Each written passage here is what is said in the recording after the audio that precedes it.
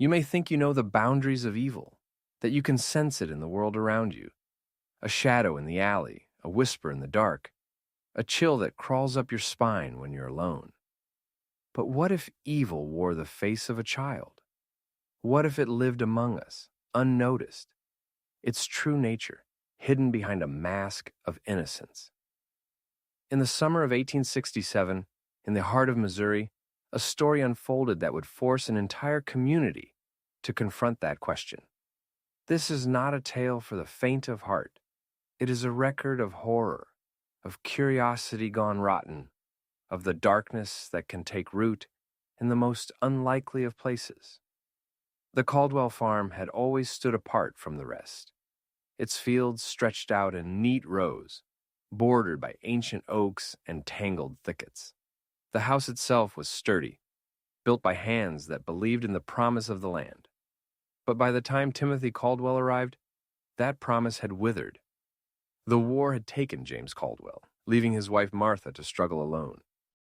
Consumption finished what the war had started, and by the spring of 1866, only Thomas Caldwell remained a young man with too much land, too many debts, and a heart hardened by loss. When the letter came from Georgia, it brought news of another death. William Caldwell, Thomas's brother, had perished in Andersonville prison. He left behind a widow and a son, 8-year-old Timothy. The boy needed a home and Thomas needed help. It seemed a simple arrangement, but nothing about Timothy Caldwell was ever simple. He arrived on a morning heavy with rain, the sky bruised and sullen. He was small for his age, with hair so pale it seemed almost white, and eyes the color of winter ice. He carried a single cloth bag and a silence that pressed against the walls of the house. Sarah Caldwell, Thomas's wife, tried to welcome him, but the boy's gaze unsettled her. He answered questions politely, always with, "Yes, ma'am," or "No, sir," but his voice was flat, his face unreadable. He never asked about his parents, never cried, never laughed. He worked from dawn to dusk without complaint, his hands moving with a precision that seemed unnatural for a child. Neighbors began to notice. Mrs. Patterson, whose land bordered the Caldwell farm, would see Timothy in the fields, moving with a focus and endurance that made her uneasy. He never paused to rest, never joined the other children in their games. Her chickens grew agitated whenever he was near, clustering together and refusing to cross the fence line. "It's not right," she told her husband one evening, her voice trembling. "He's like a little machine, that one. No play in him at all."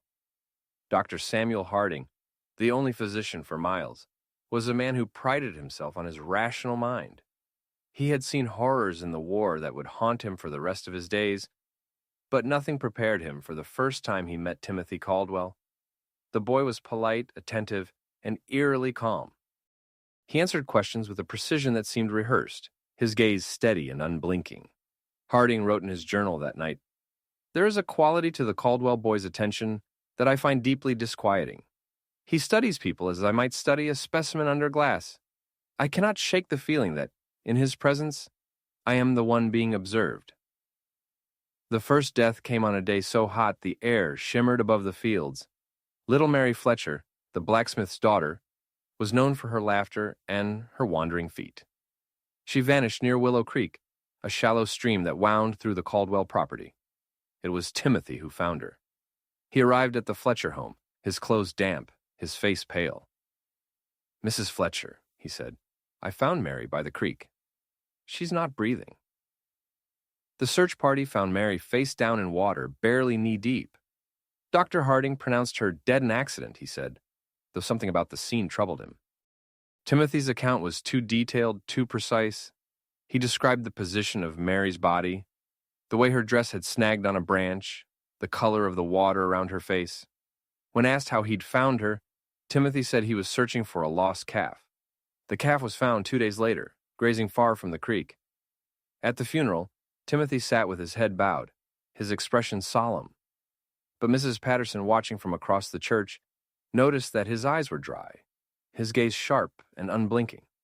When Mary's mother collapsed in grief, Timothy did not flinch. He simply watched. 3 weeks later, another death. Henrik Len, an old logger, was found at the base of Devil's Bluff, his neck broken. Timothy discovered the body, claiming he'd seen Henrik's hat caught on a bush. The scene was odd dead bees clustered around the corpse, but the hives above were undisturbed. Timothy suggested Henrik had been stung and lost his footing. Dr. Harding found the explanation plausible, but the details nagged at him. The bees, the undisturbed hives, the loosened stones at the edge of the bluff, it all felt staged. Then, in September, Jacob Mills vanished. Timothy joined the search, guiding adults through the woods with uncanny confidence. On the fourth day, he led them to an abandoned well, hidden beneath carefully arranged debris. Jacob was alive barely, but died within hours. Harding's suspicions grew. The well was too well hidden, the debris too carefully placed. Timothy's knowledge of the land was too complete, and always, he was there, at the center of every tragedy. Harding began to watch Timothy more closely. He noticed the boy's fascination with death, his clinical questions about anatomy and injury. "How do you know if someone's really dead?" Timothy asked one day. "Sometimes people just look like they're sleeping."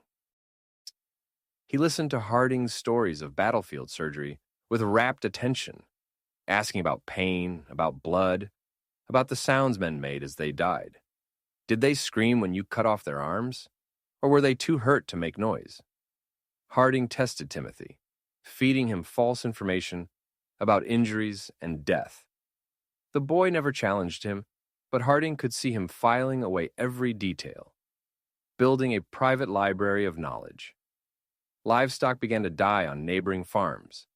Chickens with broken necks, pigs with mysterious wounds, calves strangled in ways that defied explanation. Always, Timothy was seen nearby, always polite, always helpful. The truth came to light by accident. Timothy mentioned a cave where he liked to be alone. Harding investigated and found a chamber filled with horrors, animal bones, crude surgical tools, and drawings. So many drawings of animals dissected, tortured, killed. But there were human figures, too. Mary Fletcher, Henrik Lenn, Jacob Mills. Each accompanied by notes in Timothy's careful hand, describing the effects of pain, the time it took to die, the reactions of the victims. Harding realized with a cold certainty that Timothy had not simply witnessed these deaths. He had orchestrated them, studied them, learned from them. Harding knew he could not go to the authorities. Who would believe that an 8-year-old boy was a calculating murderer? The evidence was circumstantial, the science of the time inadequate. He confronted Timothy directly. The boy did not deny anything. "You're not going to tell anyone," he said, not as a question, but as a statement of fact. "Because no one would believe you, and because you want to see what I'll do next." Timothy confessed to everything.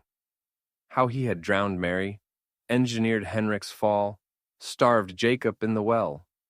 He spoke with pride, with excitement, with the cold detachment of a scientist describing an experiment. "I want to know what happens when you hurt someone who trusts you," he said. "Someone who doesn't suspect anything until it's too late." Harding realized that Timothy's next victims would be his own aunt and uncle. Harding went to Sheriff Crawford, a man hardened by war and unafraid of the unusual. Together, they devised a plan. Harding would keep Thomas and Sarah sedated, while Crawford and his deputies waited nearby. The next morning, Harding arrived at the farm to find an unnatural silence. Timothy greeted him at the door, his sleeves rolled up, his hands scrubbed clean. "I've been waiting for you," he said. Inside, Thomas and Sarah lay unconscious, their breathing shallow. Timothy had dosed them with herbs, careful not to kill, only to incapacitate. He spoke to Harding with a chilling candor, his words measured and precise, as if he were reciting the steps of a well-practiced experiment. "You're different," Timothy said, his voice almost gentle. "You know what I am. That makes you the perfect subject for a new kind of study." As Timothy moved about the room, gathering items, a length of rope, a heavy candlestick, a kitchen knife, Harding's heart pounded in his chest. The boy's movements were methodical, his eyes bright with anticipation. Harding drew his pistol, the cold metal heavy in his hand. Timothy paused, regarding the weapon with interest rather than fear. "That's a Navy Colt, isn't it?" he asked, his tone conversational. 6 bullets. 6 people to protect. Even if you shoot me, you'll be out of ammunition.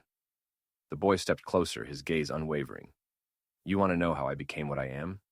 You want to understand if I was born this way or if something made me this way? You want to know if there are others like me and how to recognize them before they start killing?" Each statement was true, and Harding felt the weight of his own curiosity pressing against his better judgment. The confrontation came to a head as Timothy approached his sleeping uncle, rope in hand. Harding stepped forward, his pistol raised, but Timothy moved with a speed and ferocity that belied his size. The struggle was brief but violent. Timothy fought with the desperate precision of someone who had studied anatomy, his knife flashing in the dim light. Harding managed to twist the boy's wrist, forcing him to drop the blade, but Timothy immediately produced another from his clothing. It became clear that the boy had prepared for every possibility. The commotion brought Sheriff Crawford and his deputies running. They burst through the door, weapons drawn, and quickly subdued Timothy. The boy sat calmly in the corner, his clothes torn and his face bloodied, but his eyes still cold and calculating. "You can't prove anything," he said as they bound his hands. "Nobody will believe that a child did all those things." Crawford looked down at him, his face a mask of disgust and fascination. "Maybe not," he replied, "but we don't have to prove everything. Attempting to murder your family is enough to see you locked up, no matter your age." Timothy smiled, a genuine expression of amusement flickering across his face. "You won't hang me," he said, "and I'm too young and I'm too interesting. Someone will want to study me instead." The legal system of 1867 was ill-equipped to deal with a child like Timothy Caldwell. The evidence from the cave was dismissed as the product of a disturbed imagination. The pattern of deaths and accidents was attributed to coincidence, and Timothy's helpfulness during emergencies was seen as the behavior of a traumatized orphan. But the attempted murder of Thomas and Sarah Caldwell could not be explained away. 3 lawmen had witnessed Timothy attacking his sleeping relatives with clear intent to kill. Even the most sympathetic observers could not argue that an 8-year-old boy would attack his family with a knife unless something fundamental was wrong with him. After weeks of legal wrangling, Timothy was remanded to the Missouri State Hospital for the insane in Fulton. Dr. Harding volunteered to accompany him, determined to understand the boy who had haunted his thoughts for months. The hospital was a grim place, its halls echoing with the cries of the lost and the damned.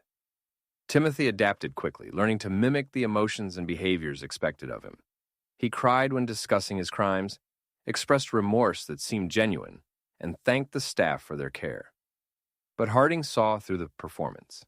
The boy was studying everyone around him, cataloging their weaknesses, learning how to manipulate them. Timothy kept a secret journal, written in a cipher of his own design. Dr. Martha Fitzgerald, a visiting psychiatrist, discovered the code and began to unravel its secrets. The entries revealed Timothy's true thoughts, his contempt for the staff, his plans for escape, his fantasies of future experiments. He described the hospital as a laboratory, the patients and staff as subjects.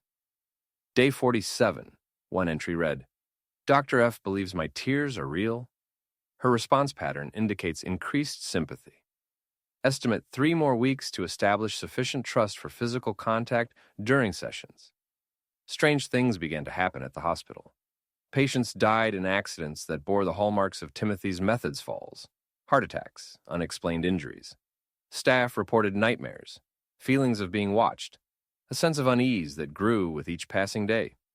2 attendants requested transfers, claiming they felt constantly observed, even when Timothy was locked in his room.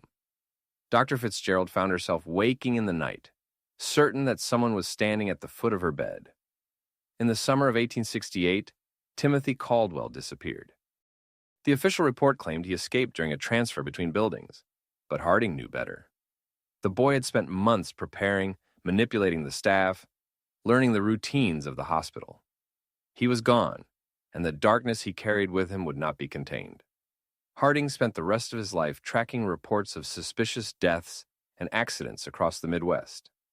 Many bore Timothy's signature carefully staged accidents, evidence of systematic cruelty, the presence of a child who seemed unusually mature and helpful. Harding filled hundreds of pages with notes, theories, and warnings. He became obsessed with the idea that Timothy was not unique, that there might be others like him, hidden behind masks of innocence. The Caldwell farm was abandoned, the cave sealed. But the memory of what happened there lingered, a shadow that would not lift. Local legend claimed the land was cursed, that animals would not graze near the cave. The journals Harding kept were donated to the Missouri Historical Society, their contents too disturbing for public display. In his final entry, written days before his death, Harding reflected on the case that had consumed his life. Timothy was not an aberration, he wrote. He was a glimpse of what humanity might become, stripped of conscience and empathy. If he survived, he walks among us still, unseen, unknown, a master of manipulation and death. What do you believe? Was Timothy Caldwell a monster born or made? Did he die in obscurity, or did he continue his experiments, perfecting his craft in the shadows of American history? Perhaps the most terrifying thought is this: evil does not always wear a monstrous face. Sometimes it smiles at you with the eyes of a child. But the story does not end there. In the years that followed Timothy's disappearance, rumors spread through the towns and villages of Missouri. Children vanished, animals were found mutilated, and accidents claimed the lives of those who had once crossed paths with a pale, blue-eyed boy. Some said he had changed his name, moved from town to town, always staying one step ahead of those who sought to stop him. Others believed he had died, his body lost to the wilderness. But the deaths continued, and the legend of Timothy Caldwell grew. Harding's daughter, who inherited his journals, became obsessed with her father's work. She traveled across the Midwest, interviewing survivors, collecting stories, piecing together the fragments of a life spent in the shadows. She found evidence of Timothy's presence in places far from Sedalia A School in Kansas, where a teacher was found dead under mysterious circumstances, a farm in Nebraska where livestock were slaughtered with surgical precision, a small town in Iowa where 3 children vanished in a single night. Each time the pattern was the same. A new boy arrived, quiet and polite, eager to help. Accidents followed, deaths that defied explanation. And then, just as suddenly, the boy would disappear, leaving behind only questions and fear. The authorities dismissed the stories as superstition, the product of overactive imaginations and the lingering trauma of war. But those who had seen Timothy's eyes, who had felt the chill of his presence, knew better. They spoke of him in whispers, warning their children to stay away from strangers, to trust their instincts, to never ignore the feeling that something was wrong. As the years passed, the legend of Timothy Caldwell became a cautionary tale, a story told around campfires and in darkened parlors. But for those who had lived through the terror, it was no mere story. It was a warning, a reminder that evil can wear any face, that the darkness is never as far away as we would like to believe. And somewhere, in the endless expanse of the American heartland, a man with pale blue eyes and a smile that never reached his lips watched and waited, always searching for his next experiment. The years after Timothy's escape were marked by a quiet dread that settled over the region like a fog. The Caldwell farm, once a symbol of hope and hard work, was left to rot. Weeds choked the fields, the barn sagged, and the house stood empty, its windows staring blankly at the road. No one wanted to buy the land, not even at a fraction of its worth. The stories were too fresh, the memories too raw. Children dared each other to approach the old place. But few made it past the gate, and those who did returned pale and silent, unwilling to speak of what they'd felt in the shadow of the abandoned house. In Sedalia and the surrounding counties, the name Timothy Caldwell became a curse, a warning whispered to unruly children and anxious mothers. Don't wander off, they'd say. Timothy will find you. The legend grew with each retelling, details shifting and mutating, but always at the center was the image of a boy with cold blue eyes and a smile that promised nothing but pain. Dr. Harding, haunted by his failure to stop Timothy, devoted himself to the study of evil. He corresponded with doctors and scholars across the country, sharing his observations and theories. Most dismissed his warnings, unable or unwilling to believe that a child could be capable of such calculated cruelty. But a few listened, and together they began to build a new understanding of the human mind, one that allowed for the possibility of darkness without cause, of monsters born rather than made. Harding's journals became a chronicle of obsession.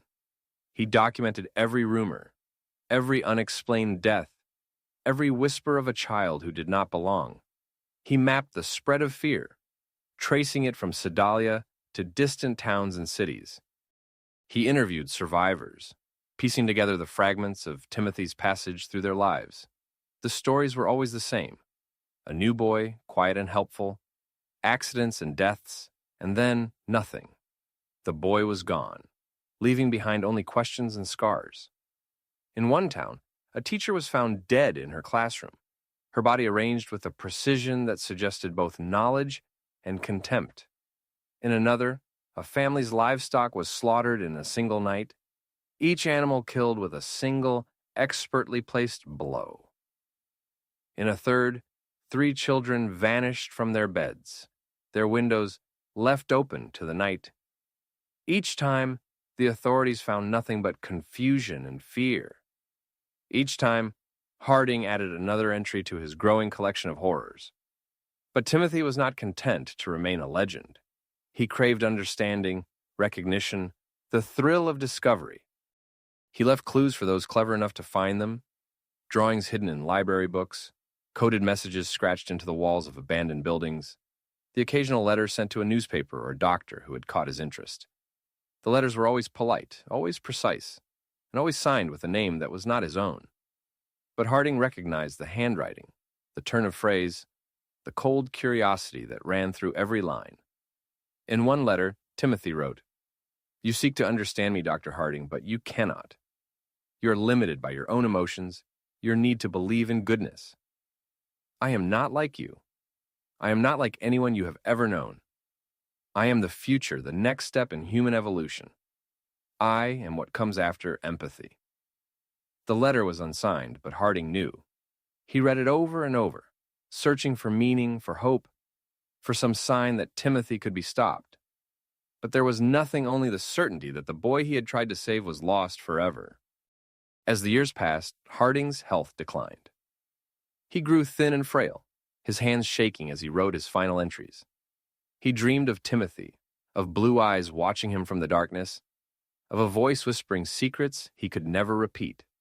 He died alone, his journals stacked around him like a fortress against the night. His daughter, who had inherited both his curiosity and his fear, took up the search. She traveled from town to town, following the trail of accidents and disappearances. She spoke to those who remembered, who still shivered at the mention of Timothy's name. She found evidence of his presence in places far from Missouri Hospital in Chicago, where patients died in their sleep, a boarding school in New York, where a teacher vanished without a trace, a mining camp in Colorado, where men were found dead, their bodies arranged in patterns that made no sense to anyone but her. She began to see a pattern, a logic to the chaos. Timothy was not simply killing for pleasure or revenge. He was experimenting, testing the limits of human endurance, the boundaries of fear and pain. He was searching for something, though she could not say what. Each death was a data point, each disappearance a step closer to some terrible revelation. The authorities continued to dismiss her claims, to insist that there was no connection, no pattern, no monster stalking the heartland. But she knew better. She had seen the drawings, read the letters, felt the chill of Timothy's gaze in her dreams. She knew that he was still out there, still watching, still waiting. In the end, she realized that the only way to stop him was to understand him, to become the hunter rather than the hunted. She dedicated her life to the pursuit, sacrificing everything: family, friends, even her own peace of mind. She became a shadow, moving through the world in search of another shadow. Always one step behind, always too late. But Timothy was not invincible. He made mistakes, grew careless, left behind traces of his passing. In a small town in Ohio, she found a boy who matched his description: pale, quiet, with eyes that seemed to see through her. She watched him for days, noting his routines, his interactions, the way animals shied away from his touch. She confronted him in the woods, her father's pistol heavy in her hand. The boy smiled, a slow, knowing smile that sent a shiver down her spine. "You're Dr. Harding's daughter," he said, his voice soft and unhurried. "I've been expecting you." She raised the pistol, her hand steady despite the fear that threatened to overwhelm her. "It ends here," she said. He laughed, a sound as cold as the wind. "You think you can stop me? You think you're the first to try?" She pulled the trigger, but the boy was gone, vanished into the trees. She searched for hours, calling his name, but there was no answer. Only the silence of the woods, the rustle of leaves, the distant cry of a bird. She returned to the town, defeated but not broken. She knew that Timothy was still out there, still watching, still waiting. But she also knew that she was not alone. Others had seen what she had seen, felt what she had felt. Together they formed a network, a secret society dedicated to the pursuit of the monster in their midst. They shared information, tracked sightings, warned each other of danger. They became the guardians of the night, the last line of defense against the darkness that threatened to consume them all. And somewhere, in the endless expanse of America, Timothy Caldwell watched and waited, always searching for his next experiment, his next subject, his next opportunity to prove that he was the future, the next step in human evolution. The years rolled on, and the world changed. But the shadow of Timothy Caldwell never truly faded. The Civil War became a memory. The railroads stretched their iron veins across the continent, and new towns rose from the dust. Yet, in the quiet spaces between progress and prosperity, the old fears lingered.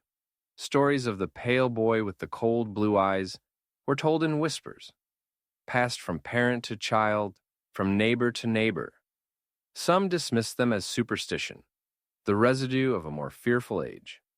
Others, those who had seen too much or lost too much, knew better.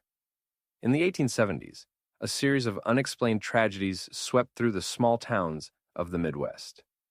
In one, a fire consumed an orphanage, the children's screams echoing through the night.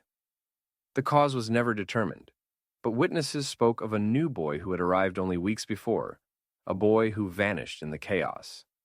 In another, a respected doctor was found dead in his study, his notes scattered and bloodied, his final entry a single word: Timothy. Livestock continued to die in strange ways, necks broken, bodies arranged with a precision that suggested both knowledge and contempt. The pattern was always the same. A stranger arrived, accidents followed, and then the stranger was gone. Harding's daughter, now a woman hardened by years of pursuit, followed the trail with grim determination. She learned to read the signs animals that refused to cross a certain path, children who grew silent and withdrawn, adults who spoke of a presence they could not name. She became adept at moving unnoticed, at slipping into towns and out again, always searching, always hoping for a mistake.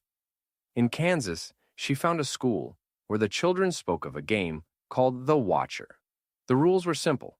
One child would stand in the center of the room, eyes closed, while the others circled around, whispering secrets. If the Watcher opened his eyes, the game ended. But the children said the new boy never blinked, never flinched, no matter how long the game lasted. When she asked about him, the teacher grew pale. "He left," she said. "No one saw him go. He was just gone." In Nebraska, a farmer's wife told her of a boy who could calm the wildest horse with a touch, who never seemed to tire, who watched the world with a hunger that frightened her. He was polite, the woman said, her hands twisting in her lap. Too polite. Like he was pretending to be something he wasn't.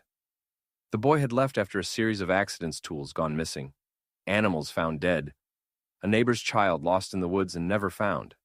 The stories piled up, each one a thread in a tapestry of horror. Harding's daughter began to see a pattern, a logic to the chaos. Timothy was not simply killing for pleasure or revenge. He was experimenting, testing the limits of human endurance, the boundaries of fear and pain. He was searching for something, though she could not say what. Each death was a data point, each disappearance a step closer to some terrible revelation. She began to keep her own journals, filling them with observations, theories, and warnings. She corresponded with others who had encountered Timothy or someone like him, a sheriff in Texas, a nurse in Illinois, a priest in Ohio. Each had their own story, their own scars. Together, they formed a network, a secret society dedicated to the pursuit of the monster in their midst. But Timothy was always one step ahead. He changed his appearance, his name, his mannerisms. He learned to mimic emotions, to blend in, to become invisible. He left behind only the faintest traces, a drawing hidden in a book, a coded message scratched into a wall, a letter sent to a newspaper or a doctor who had caught his interest. The letters were always polite, always precise, and always signed with a name that was not his own. But those who knew, those who had seen the blue eyes and the cold smile, recognized the hand behind the words. In one letter, Timothy wrote, "You seek to understand me, but you cannot. You are limited by your own emotions, your need to believe in goodness. I am not like you. I am not like anyone you have ever known. I am the future, the next step in human evolution. I am what comes after empathy." The authorities continue to dismiss the stories as superstition, the product of overactive imaginations, and the lingering trauma of war. But those who had seen Timothy's eyes, who had felt the chill of his presence, knew better. They spoke of him in whispers, warning their children to stay away from strangers, to trust their instincts, to never ignore the feeling that something was wrong. As the years passed, the legend of Timothy Caldwell became a cautionary tale, a story told around campfires and in darkened parlors. But for those who had lived through the terror, it was no mere story. It was a warning, a reminder that evil can wear any face, that the darkness is never as far away as we would like to believe. And somewhere, in the endless expanse of the American heartland, a man with pale blue eyes and a smile that never reached his lips watched and waited, always searching for his next experiment. But the world was changing, and Timothy was forced to adapt. The cities grew, the railroads brought strangers from distant lands, and the old ways of hiding became more difficult. He learned to move among the crowds, to lose himself in the noise and confusion of modern life. He took on new identities, new roles, a student, a clerk, a laborer. He learned to forge documents, to change his appearance, to become anyone he needed to be. Yet no matter how carefully he planned, no matter how skillfully he hid, the pattern remained. Accidents followed him, deaths that defied explanation, a trail of fear and suspicion that could not be erased. He grew more cautious, more selective, choosing his victims with care, leaving fewer clues. But the hunger remained, the need to understand, to push the boundaries of what was possible. In Chicago, he found work in a hospital, assisting with surgeries, learning the intricacies of the human body. He was praised for his skill, his attention to detail, his calm under pressure. But patients began to die in strange ways, complications that made no sense, wounds that refused to heal, infections that spread with unnatural speed. The doctors blamed bad luck, poor hygiene, the limitations of medicine. But one nurse, a woman who had heard the stories from her grandmother in Missouri, watched him closely. She saw the way he lingered by the beds of the dying, the way he asked questions about pain and fear, the way his eyes never seemed to blink. She confronted him one night, her voice trembling. "I know who you are," she whispered. I know what you've done. He smiled, a slow, cold smile that sent a shiver down her spine. Do you? He asked. Do you really? She tried to warn the others, but no one believed her. She left the hospital, moved to another city, changed her name. But she never forgot the boy with the blue eyes, never stopped looking over her shoulder, never stopped listening for the sound of his footsteps in the dark. Timothy moved on, always searching, always learning. He traveled from city to city, town to town, leaving behind a trail of fear and confusion.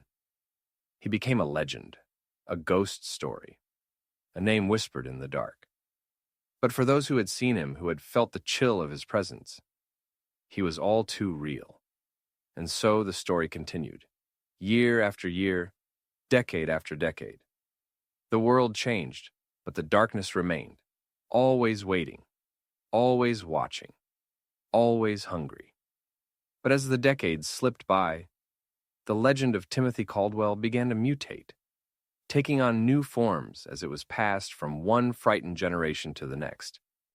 In the 1880s, the railroads brought new faces and new stories to the Midwest. But the old fears lingered in the shadows. Children still whispered about the boy with the winter eyes, daring each other to approach the ruins of the Caldwell farm, now little more than a skeleton of rotting wood and tangled weeds. The cave where Timothy had conducted his experiments was sealed by Sheriff Crawford, but the locals claimed that nothing would grow near its entrance, that animals shied away from the place, and that on certain nights a cold wind seemed to rise from the earth itself. Harding's daughter, now older and more determined than ever, continued her pursuit. She had become a collector of secrets, a keeper of stories that others wished to forget. She traveled by train and by foot, following rumors and piecing together the scattered evidence of Timothy's passing. In St. Louis, she found a series of unsolved murders, children and adults alike, all killed with a precision that defied the understanding of local police. In each case, there was a witness who remembered a stranger, a polite young man, quiet and helpful, with eyes that seemed to see straight through you. She began to notice a new pattern. Timothy was growing older, his methods more refined, his ability to blend in more sophisticated. He no longer relied on brute force or simple trickery. Instead, he used charm, intelligence, and an uncanny understanding of human nature to manipulate those around him. He became a teacher, a doctor, a trusted friend. He inserted himself into the lives of his victims, gaining their trust before striking. The deaths that followed were often ruled accidents or suicides, but she saw the truth in the details, the careful staging, the subtle clues, the sense of something deeply wrong. In Chicago, she tracked him to a boarding house where several tenants had died under mysterious circumstances. She spoke to the landlady, an old woman with trembling hands and haunted eyes. He was so kind, the woman said, her voice barely above a whisper. He helped with the chores, read to the children, even nursed me when I was ill. But there was something about him, something I can't explain. The way he watched people, the way he smiled when he thought no one was looking. I was relieved when he left, but I still dream about him. I wake up at night certain that he's standing at the foot of my bed. The daughter's own dreams grew darker, filled with images of Timothy's experiments, of bodies arranged in grotesque tableau, of eyes that never blinked. She began to fear that she was losing herself in the hunt, that the darkness she pursued was seeping into her own soul. But she could not stop. She was driven by a need to understand, to bring an end to the horror that had begun so many years before on a lonely farm in Missouri. She found allies in unexpected places, a detective in New York who had lost his own child to a killer no one could catch, a nurse in Boston who recognized the signs of Timothy's passing, a priest in New Orleans who believed that evil could take root in the most innocent of hearts. Together they formed a loose network, sharing information and warning each other of new sightings. They called themselves the Watchers, and their only purpose was to find Timothy Caldwell and stop him, no matter the cost. But Timothy was always one step ahead. He seemed to sense when he was being followed, changing his appearance, his name, his habits. He left behind only the faintest traces, a coded message in a newspaper, a drawing hidden in a library book, a letter sent to a doctor who had caught his interest. The letters were always polite, always precise, and always signed with a name that was not his own. But those who knew, those who had seen the blue eyes and the cold smile, recognized the hand behind the words. In one letter, Timothy wrote, "You seek to understand me, but you cannot. You're limited by your own emotions, your need to believe in goodness. I am not like you. I am not like anyone you have ever known. I am the future, the next step in human evolution. I am what comes after empathy." The watchers grew more desperate as the years passed. Some lost hope, turning to drink or madness. Others became obsessed, sacrificing everything in their pursuit. A few disappeared, their fates unknown, their names added to the long list of Timothy's victims. But the daughter pressed on, her resolve hardened by loss and fear. She knew that she was running out of time, that Timothy was growing more skilled, more dangerous, with each passing year. In the winter of 1891, she received a letter from a small town in Minnesota. The local doctor, a man named Ellison, described a series of deaths that bore the unmistakable signature of Timothy Caldwell. The victims were found in their homes, their bodies arranged with a precision that suggested both knowledge and contempt. In each case, there was a witness who remembered a stranger, a polite young man, quiet and helpful, with eyes that seemed to see straight through you. She traveled to Minnesota, braving the snow and the cold, determined to confront Timothy once and for all. She found him in a boarding house, posing as a tutor for the children of a wealthy family. He greeted her with a smile, his eyes as cold and empty as ever. "You've come a long way," he said, his voice soft and unhurried. "But you're too late. You always were." She tried to warn the family, to convince them of the danger, but they dismissed her as a madwoman, a victim of her own obsessions. Timothy watched her with amusement, his smile never wavering. "You can't stop me," he whispered as she left the house. "No one can." That night, the family's youngest child vanished. The search lasted for days, but the child was never found. The daughter left Minnesota, her heart heavy with failure, her resolve unbroken. She knew that Timothy was still out there, still watching, still waiting. As the century turned, the world changed again.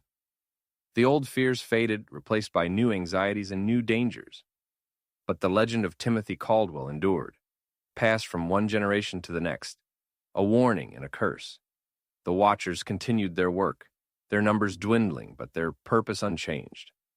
They became the keepers of a terrible secret, the guardians of a darkness that could never be fully understood or defeated.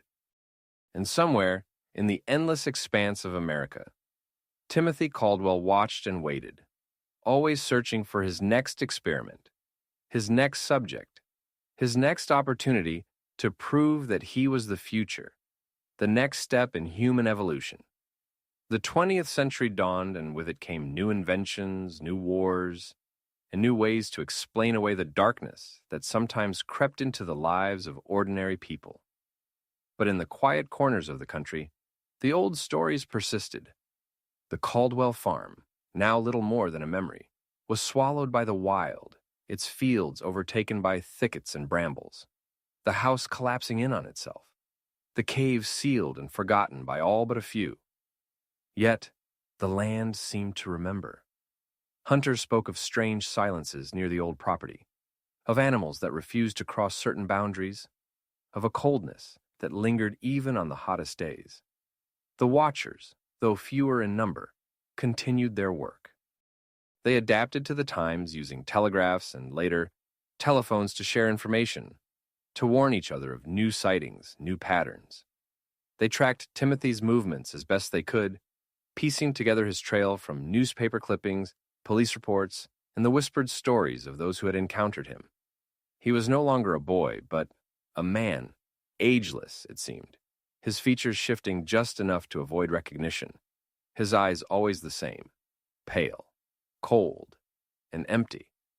In the 1910s, a series of deaths in a Chicago tenement caught the attention of the watchers. The victims were found in their beds, their faces twisted in terror, their bodies untouched. The police blamed illness, but one detective, a man who had heard the stories from his grandmother, saw the truth in the details, the careful arrangement of the rooms, the absence of any sign of struggle, the faint scent of something metallic in the air. He sent word to the watchers, and together they pieced together the evidence. A new tenant had arrived just weeks before the deaths began, a quiet man, polite and helpful, with eyes that seemed to see straight through you. He vanished the night the last body was found. The watchers grew more cautious, more secretive. They knew that Timothy was watching them as closely as they watched him. He seemed to delight in their pursuit, leaving behind clues and taunts, challenging them to catch him if they could. In one letter he wrote, "You are persistent, I'll grant you that, but you are chasing a shadow, a ghost. I am always one step ahead, always watching, always learning. You cannot stop what you cannot understand." The daughter of Dr. Harding, now old and frail, passed her journals to a younger generation. She warned them of the dangers, the toll the hunt would take on their minds and souls. "He is not like us," she wrote in her final entry. "He is something new, something terrible. Do not underestimate him. Do not let him into your life, your heart, your dreams." The new watchers took up the cause, traveling across the country, following the trail of accidents and disappearances. They found evidence of Timothy's presence in places far from Missouri Hospital in San Francisco, where patients died in their sleep, a boarding school in Boston where a teacher vanished without a trace, a mining camp in Montana where men were found dead, their bodies arranged in patterns that made no sense to anyone but them. They began to see a new pattern, a logic to the chaos. Timothy was not simply killing for pleasure or revenge. He was experimenting, testing the limits of human endurance, the boundaries of fear and pain. He was searching for something, though they could not say what. Each death was a data point, each disappearance a step closer to some terrible revelation. The watchers kept their own journals, filling them with observations, theories, and warnings. They corresponded with others who had encountered Timothy or someone like him, a sheriff in Texas, a nurse in Illinois, a priest in Ohio. Each had their own story, their own scars. Together they formed a network, a secret society dedicated to the pursuit of the monster in their midst. But Timothy was always one step ahead. He changed his appearance, his name, his mannerisms. He learned to mimic emotions, to blend in, to become invisible. He left behind only the faintest traces, a drawing hidden in a book, a coded message scratched into a wall, a letter sent to a newspaper or a doctor who had caught his interest. The letters were always polite, always precise, and always signed with a name that was not his own, but those who knew, those who had seen the blue eyes and the cold smile, recognized the hand behind the words. In one letter, Timothy wrote, "You seek to understand me, but you cannot. You are limited by your own emotions, your need to believe in goodness. I am not like you. I am not like anyone you have ever known. I am the future, the next step in human evolution. I am what comes after empathy." The watchers grew more desperate as the years passed. Some lost hope, turning to drink or madness. Others became obsessed, sacrificing everything in their pursuit. A few disappeared, their fates unknown, their names added to the long list of Timothy's victims. But the watchers pressed on, their resolve hardened by loss and fear. They knew that they were running out of time, that Timothy was growing more skilled, more dangerous, with each passing year. In the 1930s, a series of deaths in a New York hospital caught the attention of the watchers. The victims were found in their beds, their faces twisted in terror, their bodies untouched. The police blamed illness, but one nurse, a woman who had heard the stories from her grandmother, saw the truth in the details. The careful arrangement of the rooms, the absence of any sign of struggle, the faint scent of something metallic in the air. She sent word to the watchers, and together they pieced together the evidence. A new orderly had arrived just weeks before the deaths began. A quiet man, polite and helpful, with eyes that seemed to see straight through you. He vanished the night the last body was found. The watchers knew that Timothy was still out there, still watching, still waiting. They became the guardians of a terrible secret, the keepers of a darkness that could never be fully understood or defeated. And somewhere, in the endless expanse of America, Timothy Caldwell watched and waited, always searching for his next experiment, his next subject, his next opportunity to prove that he was the future, the next step in human evolution. The decades slipped by, and the world was transformed by war, invention, and the relentless march of progress. But the darkness that had first taken root in the Missouri soil did not fade. It adapted, as all living things must. The Watchers, now scattered across the country and bound by little more than a shared dread, continued their lonely work. They met in secret, exchanging coded letters and cryptic telegrams, always wary of prying eyes. They passed their knowledge from one generation to the next, each new watcher inheriting the burden of the hunt, the weight of stories too terrible to share with the world. In the 1940s, as the world was consumed by the horrors of another great war, Timothy Caldwell's legend took on new life. Soldiers returning from Europe and the Pacific brought with them tales of cruelty and inhumanity, but even these paled beside the whispered stories that circulated in the small towns and cities of America. In a hospital in Pennsylvania, a nurse was found dead, her body untouched, but her face frozen in a rictus of terror. The staff spoke of a new orderly, a man with pale blue eyes and a gentle voice, who vanished the night she died. In a boarding school in Vermont, a teacher disappeared, leaving behind only a notebook filled with strange symbols and drawings of eyes that never blinked. The Watchers followed the trail, piecing together the evidence, always arriving too late. They found patterns in the chaos deaths that defied explanation, accidents that seemed too precise to be random, survivors who spoke of a presence that watched them from the shadows.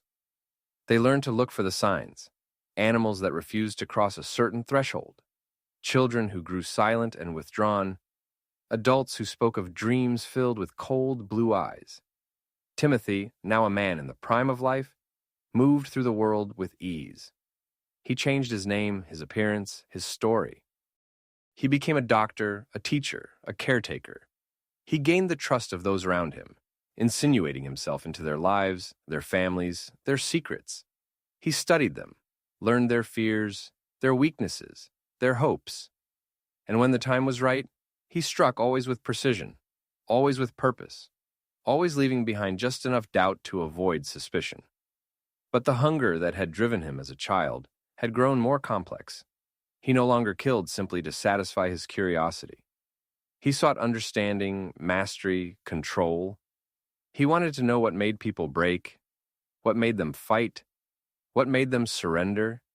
He experimented with new methods, new subjects, new forms of manipulation. He became a master of psychological torment, driving his victims to madness or despair before ending their suffering with a single, merciful act. The Watchers, for all their vigilance, could do little more than document his passing. They kept meticulous records, filling page after page with names, dates, and details. They mapped his movements, traced his aliases, cataloged his methods. But Timothy was always one step ahead, always adapting, always learning. He seemed to delight in their pursuit, leaving behind clues and taunts, challenging them to catch him if they could. In one letter sent to a watcher in California, Timothy wrote, "You are persistent, I'll grant you that. But you are chasing a shadow, a ghost. I am always one step ahead, always watching, always learning. You cannot stop what you cannot understand. I am the future, the next step in human evolution. I am what comes after empathy." The Watchers grew more desperate as the years passed. Some lost hope, turning to drink or madness. Others became obsessed, sacrificing everything in their pursuit. A few disappeared, their fates unknown, their names added to the long list of Timothy's victims. But the Watchers pressed on, their resolve hardened by loss and fear.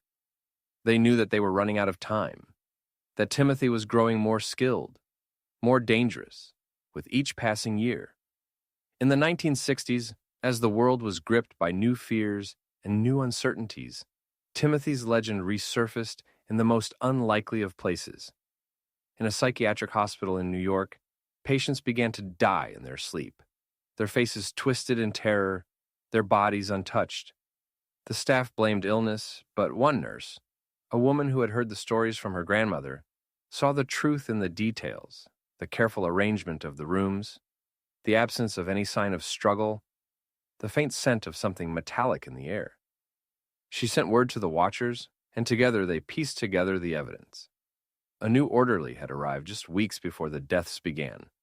A quiet man, polite and helpful, with eyes that seemed to see straight through you. He vanished the night the last body was found. The watchers knew that Timothy was still out there, still watching, still waiting. They became the guardians of a terrible secret, the keepers of a darkness that could never be fully understood or defeated. And somewhere, in the endless expanse of America, Timothy Caldwell watched and waited, always searching for his next experiment, his next subject, his next opportunity to prove that he was the future, the next step in human evolution. But the world was changing, and Timothy was forced to adapt once more. The rise of technology, the spread of information, the growing skepticism of the modern age made it harder for him to hide. He learned to use the new tools to his advantage, erasing his digital footprints, forging new identities, manipulating records and memories. He became a ghost in the machine, a shadow in the data, a name that appeared and disappeared with the click of a button. The watchers, too, adapted. They used computers and databases, encrypted messages and secret forums to share information and track Timothy's movements. They recruited new members, training them to recognize the signs, to trust their instincts, to never ignore the feeling that something was wrong. They became a global network, united by a single purpose, to find Timothy Caldwell and stop him, no matter the cost. But Timothy was always one step ahead. He changed his appearance, his name, his mannerisms. He learned to mimic emotions, to blend in, to become invisible. He left behind only the faintest traces, a drawing hidden in a book, a coded message scratched into a wall, a letter sent to a newspaper or a doctor who had caught his interest. The letters were always polite, always precise, and always signed with a name that was not his own.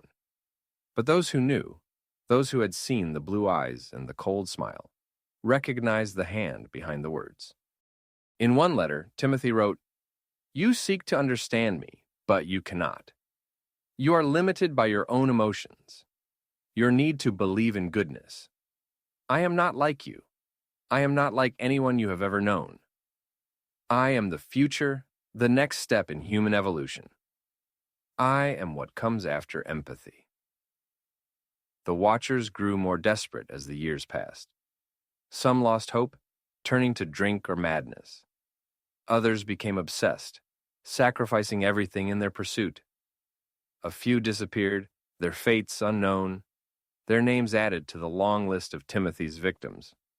But the watchers pressed on, their resolve hardened by loss and fear. They knew that they were running out of time, that Timothy was growing more skilled, more dangerous, with each passing year. And somewhere in the endless expanse of America, Timothy Caldwell watched and waited, always searching for his next experiment, his next subject, his next opportunity to prove that he was the future, the next step in human evolution. But even as the world entered the digital age, the old darkness refused to die. The Watchers, now a secretive network of researchers, law enforcement, and survivors, tracked Timothy's legend through the shifting landscape of the late 20th and early 21st centuries. They watched for patterns in the chaos clusters of unexplained deaths, disappearances, and accidents that seemed to follow a familiar rhythm.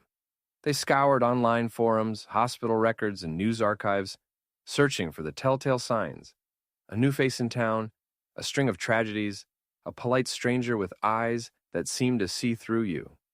Timothy, for his part, adapted with chilling ease. He learned to navigate the complexities of modern life, to exploit the anonymity of cities and the confusion of bureaucracy. He became a master of disguise, changing his appearance, his accent, his very manner of moving. He could be anyone: a nurse in a hospice, a counselor at a summer camp, a volunteer at a disaster site. He left behind only the faintest traces: a coded message in a medical file, a drawing slipped into a library book, a cryptic email sent to a psychologist who had written about the nature of evil. The Watchers grew more sophisticated, using algorithms and artificial intelligence to sift through mountains of data, searching for the patterns that marked Timothy's passing. They built databases of unsolved crimes, mapped the spread of fear, and trained new generations to recognize the signs. But Timothy was always one step ahead, erasing his tracks, manipulating the evidence, turning suspicion onto others. He seemed to delight in the chase, leaving behind clues and taunts, daring the Watchers to catch him if they could.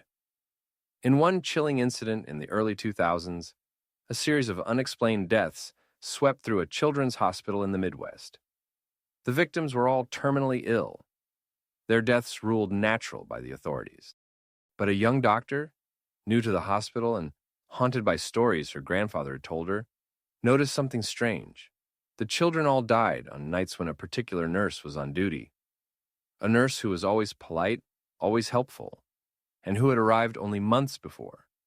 She tried to raise the alarm, but the nurse vanished before any investigation could begin. In the days that followed, the doctor received an anonymous email. "You are clever, doctor, but not clever enough. I am always learning, always watching. Perhaps one day you will understand."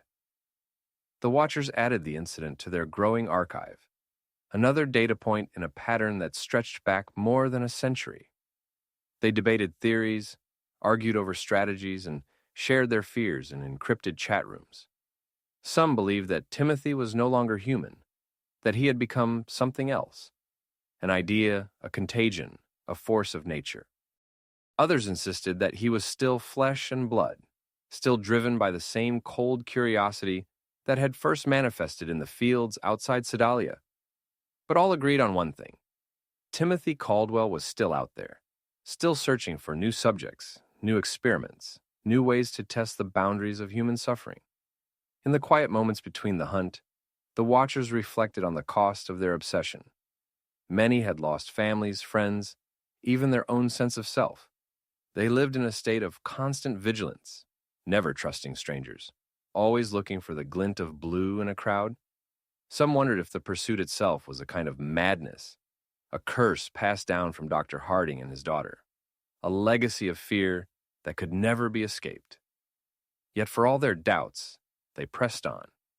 They knew that evil did not die, that it only changed its shape, its methods, its face. They knew that Timothy was not the only one of his kind, that the world was full of shadows, of people who wore masks of innocence while hiding unimaginable darkness within. And so the story continued, a thread of horror woven through the fabric of American history. The Caldwell farm was long gone, the cave sealed and forgotten, but the legend endured. In small towns and big cities, in hospitals and schools, in the quiet spaces where no one was watching, Timothy Caldwell moved unseen, always searching, always learning, always waiting. Sometimes, late at night, a watcher would wake from a dream of blue eyes and cold hands, certain that Timothy was near. They would check the locks, peer into the darkness, and remind themselves that they were not alone. They would reach out to others, sharing their fears, their hopes, their determination to keep the darkness at bay. And somewhere in the endless expanse of the world, Timothy Caldwell smiled, a smile that never reached his eyes, and began to plan his next experiment. If you have ever felt a chill in a crowded room, if you have ever sensed that someone was watching you from the shadows, if you have ever doubted the innocence of a stranger's smile, remember this: evil does not always wear a monstrous face. Sometimes it looks just like you or me. Sometimes it is the quiet child at the edge of the code playground, the helpful nurse at the bedside, the polite neighbor who never quite fits in. The story of Timothy Caldwell is not just a tale of horror. It is a warning, a reminder that the darkness is never as far away as we would like to believe. It is a challenge to remain vigilant, to trust our instincts, to never ignore the feeling that something is wrong. And as long as there are those who remember, who watch, who refuse to look away, the hunt will continue. The watchers will keep their vigil, and Timothy Caldwell, wherever he is, will know that he is not alone. But perhaps, in the end, that is what he wants most of all.